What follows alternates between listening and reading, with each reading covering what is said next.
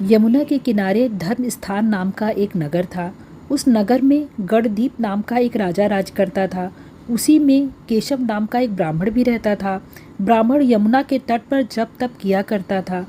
उसकी एक पुत्री थी जिसका नाम मालती था। वह बड़ी रूपवती थी। जब वह ब्याह के योग्य हुई तो उसके माता पिता और भाई को चिंता हुई। संयोग से एक दिन जब ब्राह्मण अपने किसी यजमान की बारात में गया था और भाई पढ़ने गया था, तभी उनके घर में एक ब्राह्मण का लड़का आया। लड़की की माँ ने उसके रूप और गुण को देखकर उससे कहा कि मैं तुमसे अपनी लड़की का ब्याह करूँगी। उधर ब्राह्मण पिता को भी एक दूसरा लड़का मिल गया और उसने उस लड़के को भी यही वचन दे दिया। उधर ब्राह्मण का लड़का जहाँ पढ़ने गया था, वहाँ एक लड़के से यही वादा कराया। कुछ समय बाद बाप बेटे घर में इकट्ठे हुए तो देखते क्या हैं, वहाँ एक तीसरा लड़का और मौजूद है। दो उनके साथ आए थे। अब क्या हो? तभी लड़की को एक सांप ने काट लिया और वह मर गई। उसके बाप भाई और तीनों लड़कों ने भाग दौड़ की, जहर झाड़ने वाले को बुलाया, पर कोई नतीजा ना निकला। सब अपनी अपनी करके चले गए। दुखी होकर वे उस लड़की को शमशान में ले गए और क्रियाकर्म कराए। तीनों लड़कों में से एक ने तो उसकी हड्डियां चुन ली और फकीर बनकर जंगल में चला गया। दूसरे ने राख की गठरी बांधी और वहीं झोपड़ी डालकर रहने लगा। तीसरा योगी होकर देश देश घूमने लगा।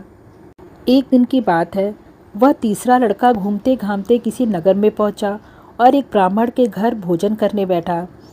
उस ब्राह्मण का बेटा राजा के यहाँ सैनिक था। भोजन के दौरान ही कुछ सैनिक ब्राह्मण के बेटे का शव लेकर आए और वो सभी घटना ब्राह्मण को बता दी, जिसके कारण उसका बेटा मरा था। ब्राह्मणी रोने लगी। वह योगी भी भोजन छोड़कर उठ खड़ा हुआ। ब्राह्मणी का विलाप उसके पति को देखा नहीं गया। ब्राह्मण के पास उसके पूर्वजों की दी हुई संजीवनी विद्या की पोथी थी। ब्राह्मण ने संजीवनी विद्या की पोथी लाकर जैसे ही एक मंत्र पढ़ा, उसका मरा हुआ लड़का फिर से जीवित हो गया। यह देखकर वह योगी सोचने लगा कि अगर यह पोथी मेरे हाथ पड़ जाए तो मैं उस लड़की को फिर से जिला सकता हूँ। इसके बाद उसने भोजन किया और वहीं ठहर गया। जब रात को सब खा पी कर सो गए तो वह योगी चुपचाप वह पोथी लेकर चल दिया। जिस स्थान पर उस लड़की को जलाया गया था, वहां जाकर उसने देखा कि दूसरे लड़के वहां बैठे बातें कर रहे हैं। इस लड़के के यह कहने पर कि उसे संजीवनी विद्या की पोथी मिल गई है और वह मंत्र पढ़कर लड़की को जिला सकता है, उन दोनों ने हड्डियां और राख निकाली। लड़के ने जैसे ही मंत्र पढ़ा, वह लड़की जी उठी। अब तीनों उसके पीछे आपस में झगड़ने लगे। इतना कहकर बैताल बोला, राजन बताओ, वह लड़की किसकी स्त्री होनी चाहिए? राजा ने जवाब दिया, जो वहाँ कुटियाँ बनाकर रहा उसकी। बैताल ने पूछा, क्यों?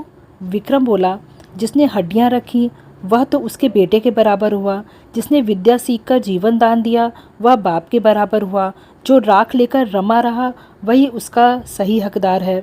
तो इस तरह जो वहाँ कुटिया बनाकर रह रहा था, उसी लड़के से ब्राह्मण ने अपनी पुत्री का ब्याह कर दिया।